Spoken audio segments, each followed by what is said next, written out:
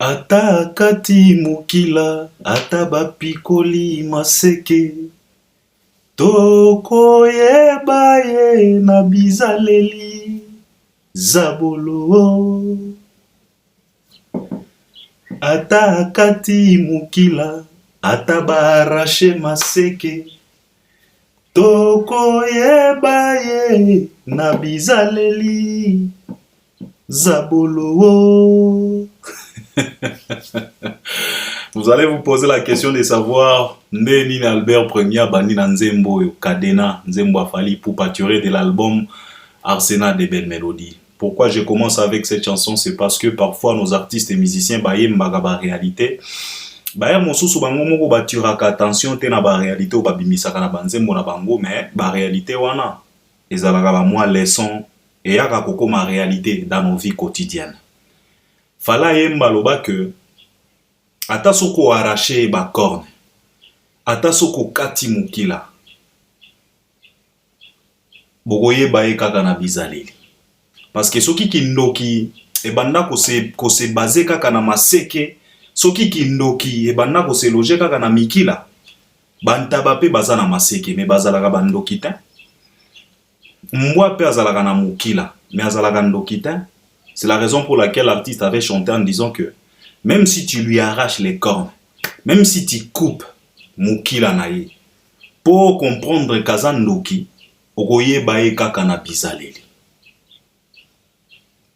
Même les apôtres de Jésus-Christ, batuna e question.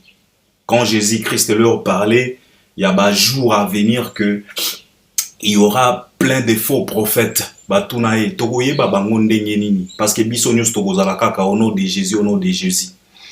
Tokoye ba bango ndenge nini. Yesu azongisa bango aloba na bango que bokoye ba bango à travers ba bizaleli na bango. Donc c'est tellement compliqué pour un méchant de pouvoir cacher bizaleli na ye. Alors, si c'est la première fois, ou bien si tu es un habitué, mais tu n'as pas encore pris la décision de t'abonner, abonne-toi. C'est juste en bas dans les coins, tu cliques, tu t'abonnes. Tu actives aussi la cloche de notification, partagez les liens, surtout ça, je te les recommande. Regardez aussi nos vidéos jusqu'à la fin, c'est très très important. Et puis, likez. Là, tu peux même liker. Et puis par après, si tu as quelque chose que tu voulais partager avec nous, n'hésitez pas, utilise l'espace des commentaires pour nous laisser un bon commentaire qui va nous aider, et nous, et les gens qui nous suivent sur Albert Premier. C'est l'actualité qui nous oblige encore une fois de plus. Nae Golobela, Vienabiso Quadra, Kofi Olomide. C'est la raison pour laquelle Nabani Nanzembo Kadena. Nae Golobela Pena Quadra, parce que n'a eu quelques minutes. Je me suis dit, en tout cas, je vais partager cette réflexion avec vous. Tolobela Nanou, Vienabiso Oyo. Ce qui t'a permettre, je peux toucher d'autres actualités. Ou bien, Tikana Bandana, on a quelques actualités. L'actualité qui est là, c'est l'album Chemin de la gloire de l'artiste et musicien Héritier Watanabe qui vient de sortir. Aujourd'hui, nous sommes les 18, album Ebima qui est le 15. On a déjà écouté plusieurs chansons. Moi, j'ai déjà écouté album Obimba. Nayoki, Nareyoki, Nareyoki. Et pour ce Nakutuna Zongana qui négoyoka pe album Ebima qui avant Chemin de la gloire. Donc l'album est là sur le marché. Donc c'est aux spiritas et aux mélomanes de la bonne musique et aux avertis de pouvoir aller consommer cet album. Donc beau consommer album, beau somba, beau streamer. Parce que l'artiste a dépensé pour enregistrer, parce que en Europe, on n'enregistre pas gratuitement. Et ça, le rôle na ba studio ya bandia ikuna koki koloba na vie na yo arranger robi vie tikana enregistrer kaka soki toteki na koya kofuta na poto ezalaka bongo te. Donc tu payes avant même d'enregistrer. Donc l'artiste a dépensé. Il faut qu'il a gagné mbongo parce que la musique au jour d'aujourd'hui c'est du business, c'est gagnant-gagnant. C'est la raison pour laquelle l'artiste et musicien Fally Ipupa avait dit que arrêtez de nourrir la musique. Si tu investis dans la musique, il faut que la musique puisse te donner aussi quelque chose de retour. Donc en retour, il faut que toi aussi tu puisses récupérer avec bénéfice, avec profit. C'est très important. Alors, c'est pour les spiritas. Héritier a dépensé l'énergie, la force. Il s'est concentré pour enregistrer cet album et il a promis, il a dit les 15 et c'était effectivement les 15. Il n'a pas joué avec ses fanatiques. il les a promis les 15 et effectivement les 15, on a eu l'album dans son entièreté. Donc l'artiste est tellement sérieux. Donc, Spiritas, Bozongi, c'est la héritier, moi, sincère, wana, beau consommer album. Et ça la peine qui toko makasi. Toko attend ya rozonga poto ya décortiquer album bien, mais album est là. Et ça peine actualité parce que ça peine ya mubesu, et ça peine ya sika. Et uchi kolongola, ngona ba sachet. Donc, allez consommer les mélomanes de la bonne musique, les Superitas, les avertis, biso Albert premier tozo savourer banzembo ngana sinalingi quelques titres nanga nazolinga mingi makambo monde nazolinga les barons nazolinga mai nazolinga pe mwanzembo c'est quoi novelas si je ne me trompe pas banzembo lokola ba vacances. Donc il y a quelques titres au pénal ko fanda boyo ki rumba tranquille et puis nazolinga penzembo oyo héritier à la museli biso pe vient biso King Kester et mené à Mutu Zamani. Donc félicitations l'artiste encore une fois de plus. Allez consommer, l'album est là. Fally Ipupa Dicap la merveille. Il est en train d'enregistrer son 3e album projet urbain, totalement urbain, et lui-même avait dit que Ekozala tellement international parce qu'il nous a dévoilé que Idriss Elba va se retrouver kuna peut-être Davido to bombi pe secret mosusu surprise mosusu. Donc Fally il est en plein enregistrement, il y a album naï mais azola laté parce que Fally c'est quelqu'un de très fort, c'est quelqu'un de très professionnel, c'est quelqu'un c'est vraiment un bosseur au vrai sens du mot bosseur, tu vois. Donc Fally a kobeta concert na Lyon na LDLC Arena na Lyon, salle où ils ont la capacité à 16 000 places, billets de bien. D'ici là, Togola Mouka, balobi na biso non, il a déjà fait sold out. Et je pense que à cause de la première artiste et musicien, à cause de la sold out na ba province, parce que ce n'est pas du tout évident. Sogozo tia tembe, ba évident c'est ça. Nignon a teka ki babia Stade de France dans 7h à 8h. Babia nyo se banda ezalaki ya kosila. Nignon Stade de France, plus de 80 000 personnes. Bon, à format, concernant le Stade de France, c'est qu'il peut contenir 70 à 75 000 personnes. Il a vendu tous ses billets dans 7 heures. Mais Nignon a outi ko beta na Arkea na Bordeaux. Salle. Il y a 11 000, si je ne dis pas de bêtises, 11 000 et quelques personnes. Nignon n'a pas pu faire sold out. Donc, yo mutu yaba tembe, yo moko mituna. Pourquoi quelqu'un a vendu plus de 75 000 billets dans 7 heures, mais il a été incapable de pouvoir remplir une salle. Il y a 11 000 dans la province. Mais Fally, ezala LDLC Arena, ezala Arkea Arena, Fally azo kende bolo na sold out. Yango tozo rappeler encore une fois de plus ba warrior que boza na ba billet ya kosomba, boza pe na ba devoir mosusu ya ko remplir. Vous avez choisi Fally, donc vous n'avez pas le choix. Parce que parce que Fally vous surcharge parfois parce que l'actualité a Fally a tellement ébellé. Donc, beau se procurer ba billet, beau clôturer le Koana pour Fally a annoncé ba date mon sous. C'est très important. Et puis Fally concert naé à Paris la Défense Arena, ils ont nominé dans les flammes. Donc ils ont nominé dans la catégorie à meilleur concert de l'année. Donc c'est à vous de voter. Allez voter, je pense que ba jury peut ba voter.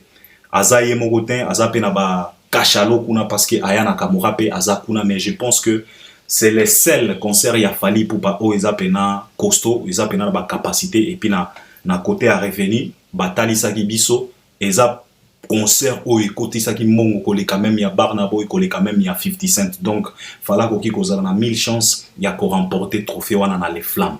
Les flammes na France eza logo la BET na États-Unis. Donc s'il s'agit de voter les Warriors, allez voter. Bolongo na ba distraction. Omoni bolongo na makambo oyo ezota la binote. Concentrez-vous sur Fally Ipupa, allez voter s'il s'agit de voter. Ceux qui pena les flammes ezo senga ba vote, bo kende ko voter.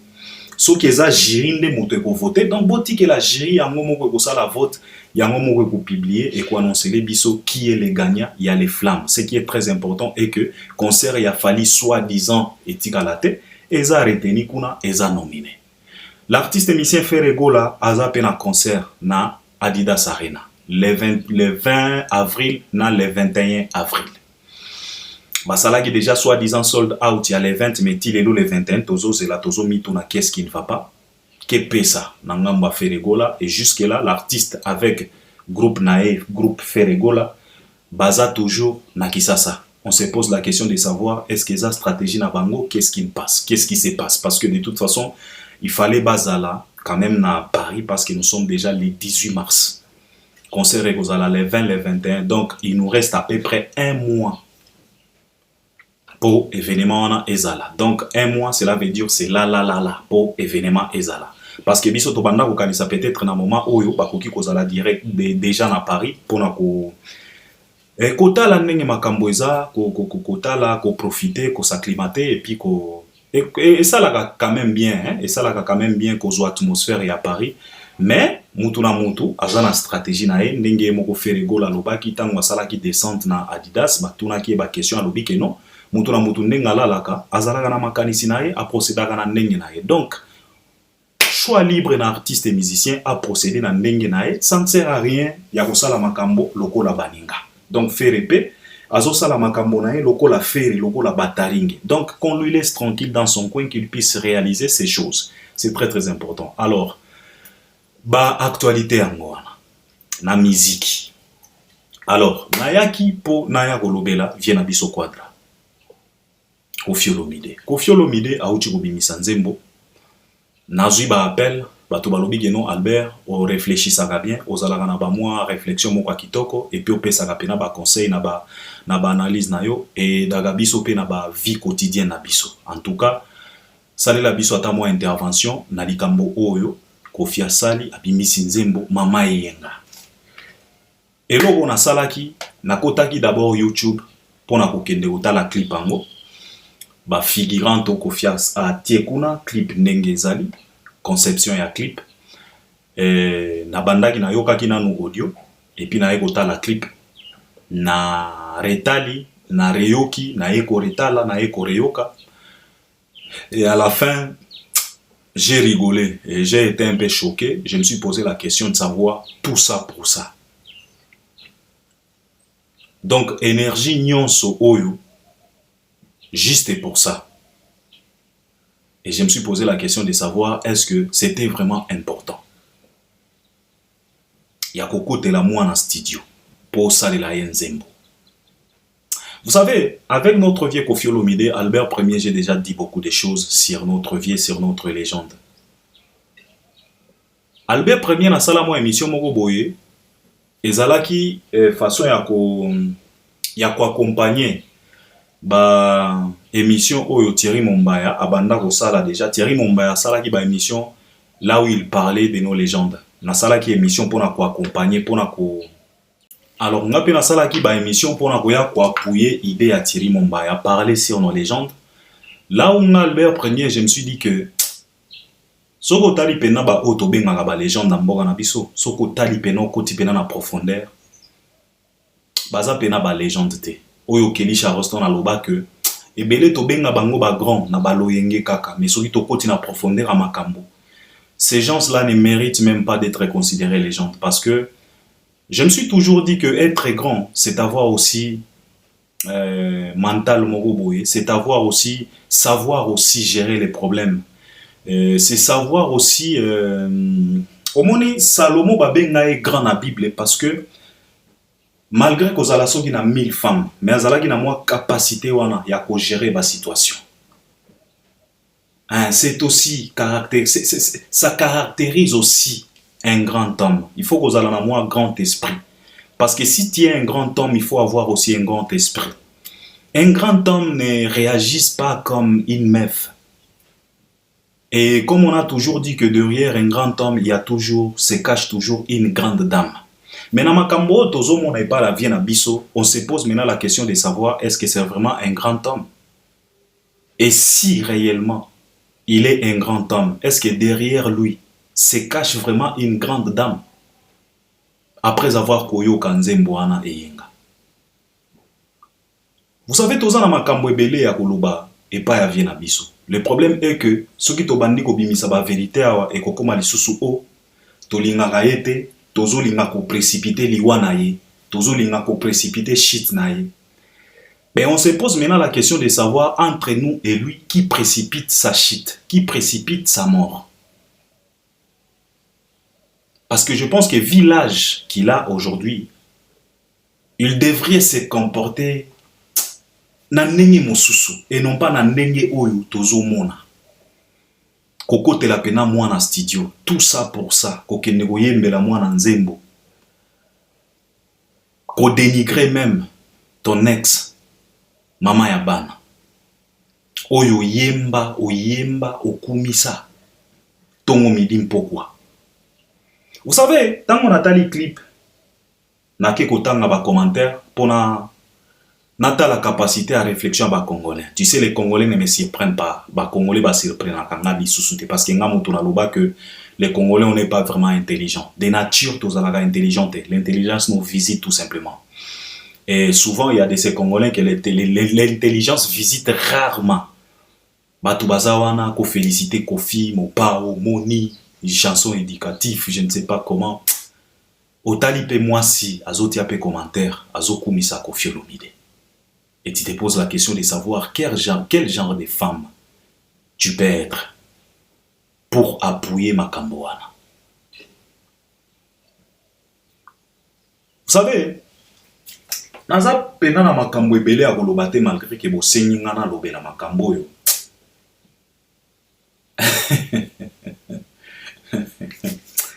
Nayoki nzembo, nayoki makambo Kofi alobi kuna. Oh, soki oyo mpoka, soki nzombo, natuni balobi na nga keza bambisi. Kofi alobi mama yenga, pekisa yenga ko yenga yenga. Mama yenga, lakisa yenga nzela nzambe. Mama yenga, yende ayebi tata ya mwana. Mama yenga fait par tous les moyens possibles pour respecter pe ba bokilo. Mwana respecter pe ba parents baboti ata soki eza baboti ya voisin. Si tu n'arrives pas à respecter tes propres parents, tu peux même respecter ba parents ba voisin. Kofi Olomide kuna na kati alobi que babotaka mwana mais babotaka moté matin, il n'est pas le seul à sortir cette phrase parce que je pense que Jibem Pianape a bimissé la biso phrase oyo qui est babotaka mwana babotaka moté matin, si je ne dis pas de bêtises. Kofi Olomide lobi que mwana ya nyau lobi pe kuna akoki kozala tigre. Kofi alobi kitoko eza mabele nani moto aloba yango. Kitoko eza talatala mama yenga pekisa yenga ko yenga yenga. Et puis moi si na soi-disant ye peut accompagner ye azoba bakisa ba mungwa. Cindy le cœur. Vous savez, Cindy le cœur au jour d'aujourd'hui, nazo mona nazo zoye logola Marie-Jeanne Bololé. Omoni fala embela biso original ayemba que Marie-Jeanne Bololé abanga ketumbate abundaka motaka ale motaka motaka Marie-Jeanne Bololé abanga ketumbate. Sikoyo nazo tala Cindy nazo mone logola Marie-Jeanne Bololé azo banga bitumbate. Et pourtant, elle est tellement consciente, il y a adversaire. Mais comme Aza Marie-Jeanne, il y a banga bitumbate. Parce que, soi-disant, abundaga motaka. Alors, Marie-Jeanne, Aza Sima, il y a mobali na papa yenga. Ba côté di pena di distona mama Alia, basali bangonzembo. Mais eloko na lingaki na lobana na Cindy le cœur, grande sœur na biso wana. Je voulais tout simplement rappeler à Cindy le cœur que makila ya kala ezalaka te. Makila ya kala ezalaka te. Mais mwasi ya kala a existaka. Mobali pe ya kala a existaka. Lelo Alia akoma mwasi ya kala. Mais au grand jamais Didi Stone, Del Pirio, Saint James Rolls, na baebanso oyo bazana makila ya Kofi bakotika la jamais kozala bana ya Kofi ya kala. mwana ya mutu ya kala azalaka te, mais mwasi ya kala azalaka, mobali ya kala azalaka. Ata soko ke na cimetière, bakolaki so moni cimetière oyo, awa bakunda mwasi ya kala ya kingani. Pourquoi bakoloba bongo? C'est parce que kingani abala mwasi mosusu. Alors tango bazola kisa cimetière ya ex, bakoloba na oke tala bisika bakunda mwasi na ye ya kala akufa. Mais soka za mwana na yo, ou bien maman na yo, ou bien papa na yo, au grand jamais bakoloba na Didi Stone, ou bien bakoloba na Koffi Olomide ke tala bisika bakunda mwana na yo ya kala, ou bien tala bisika bakunda papa na yo ya kala. Te bakoloba na yo ke tala bisika bakunda mwana na yo, tala bisika bakunda papa na yo. Ça c'est trop fort, il faut faire attention avec les sangs. Sindine ngozana oza makila ya kofite. Tu n'es pas la première ni la deuxième. Nalobi na yo awa, mwasi ya kala a existaka. Mais mwana ya kala ou bien makila ya kala existaka te. Alors il faut faire attention. Yo bimi Marie-Jeanne Bololé, yo bangaka bitumba te, po obundaka motaka. O s'aligner derrière papa Yenga. C'est bien de le faire, c'est bien de s'aligner parce que t'as la voix, t'as chanté. Ce n'est pas grave. Mais il faut yebaka yango que mwana ya kala a existaka te. Mais mwasi ya kala a existaka. Tia yango na mutu na yo. Car tu n'es ni la première, tu n'es ni la deuxième, tu n'es ni la troisième. Lelo kofia komi kolakiso bana ebele. Yebaka yango ke bana wana abota bango na banzetete. Abota bango na basi lokola yo. Et pour te dire que mwana ya kala zalaka te, lelo kofi akomi koluka bana na ye nyonso. Mais atikala koluka basi na ye nyonso ya kala. Et il s'en fout. Ya basi na ye ya kala. Mais bana na ye akomi koluka bango. Akomi fier ya ko présenter bango. Tout ça pour te dire que mwana ya kala a existaka te. Ata soka kufi. Na cimetière, bagolakiso bagolobake oyo bisika bakunda mwana na ye. Et non pas mwana ya kala. Mais yo soko kufi yebela. Ndenge nini bako présenter cimetière na yo chez les gens.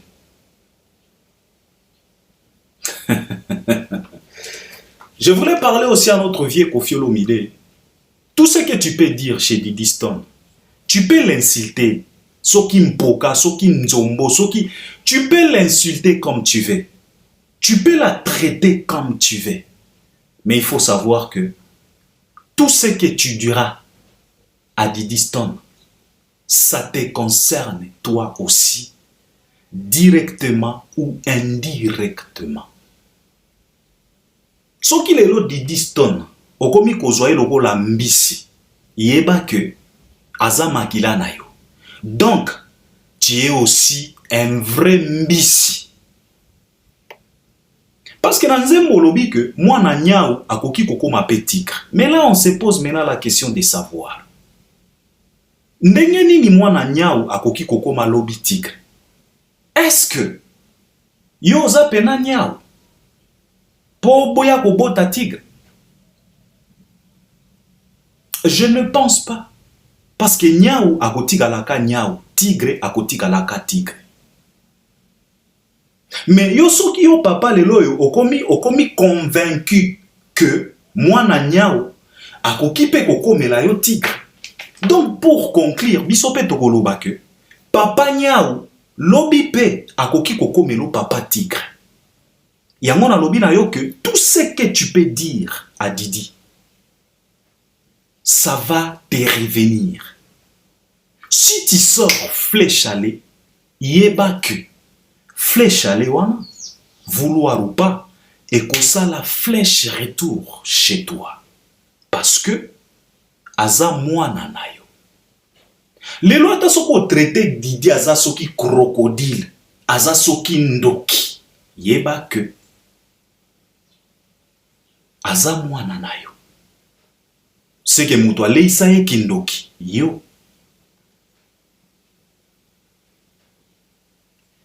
Olobi na mama yenga talisa yenga nzela ya Nzambe. Ce n'est pas tout simplement la maman oyo akoki kolakisa mwana nzela ya Nzambe. Et bon yo tata. Parce que toyebi relation à distance oyo esalema entre toi na Ali yana bana. Toyebi cause nango. Ce n'est pas Didi azalaki cause. Ce n'est pas Alia oyo azalaki cause.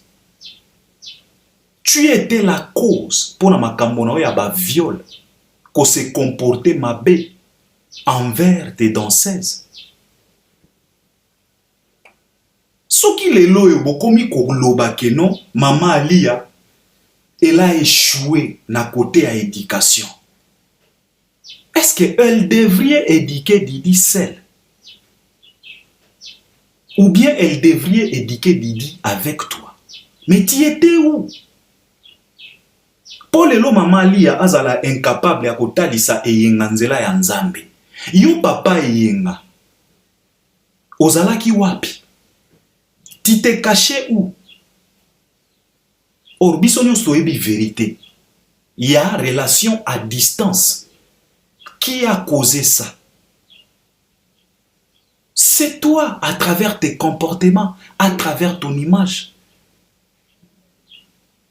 Mais lelo yo maman Alia nda komi kobima mabe.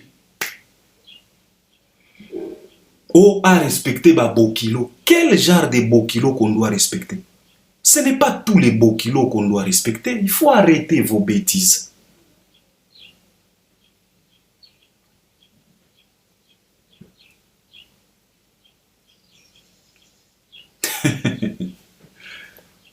Il faut respecter ba boti ata oya ba voisin. Donc, ce que komi ko sengana eyenga à respecter ata oya ba voisin, c'est que quelque part tu es conscient que tu ne mérites pas le respect ya eyenga. Yangwa nozomi lobela que, ok, si moi je ne mérite pas respect na ye, bas à respecter kasi o ya ba voisin. Donc quelque part, tu es conscient que tu ne mérites pas le respect à eyenga. Yango o renvoyer respect à eyenga et pas ya ba voisin. Le respect est toujours réciproque, on a toujours dit ça. Respecte-toi, on te respectera, malgré que tu es un père.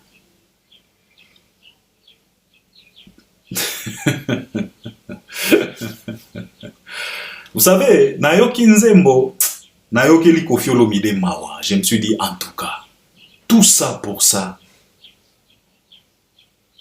Tokomi pena na niveau Oyo. Viens à biso oyo ayembela biso ba classe tendresse. Milange pasuka na banzembo. Ba dolesse, ba noblesse oblige. Ba petite sœur. Ba sens inverse. Ba zokere, ba kuku. Lelo tokomi na mama yenga. Pekisa yenga atika ko yenga yenga. Osaleli pena mwana nzembo. Yamona lobi que nyonso oyo okoloba vie nanga ezaka ka flèche aller accompagné na flèche ya retour parce que c'est ta fille. Aujourd'hui, tu ne peux pas pointer du doigt à sa maman qu'elle a échoué. Non. Vous avez échoué. Nayomoko nakati. Olelaka kawa, oh botika mwana, ça c'est ma fille, malgré tout ce qui se passe, c'est ma fille. Ozo s'est filmé, Miami, c'est ma fille, Didi, arrêtez d'insulter Didi. Mais aujourd'hui, c'est toi. Ozui pena ba armir. Ok ko bondana mwana. Yo muto banda kolela awa ke non, basali li mwana nanga, et ba montage ke babimisa mwana na ngaki asalaka ba film pornographique mais lelo yo okomi kolukela ye ba figurante na clip oyo bazolata presque tuni.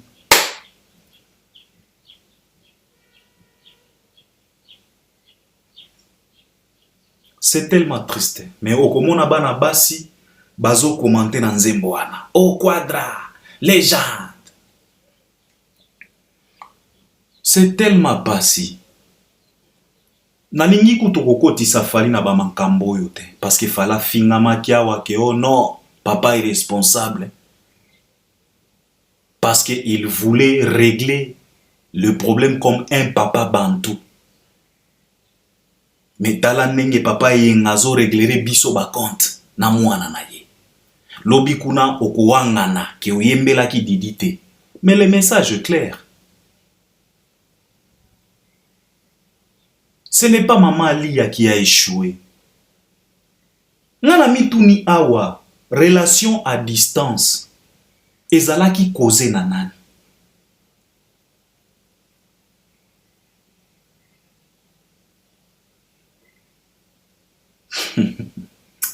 Na Marie-Jeanne na yo bololé o ya banga kabitumbatin. Hein? Vous croyez penas, vous vous croyez supérieur, vous croyez, je ne sais pas. C'est tellement malheureux. Aujourd'hui, na pesi pena vient abiso karma pas raison. Tango sali la biso nzembo Kaligula. To kondana karma pa yo po moni wana eza ba provocation tika kofimelelo yo. Karma pa na pesi pena raison. Ayembela biso pena Kaligula. Et c'est tellement triste.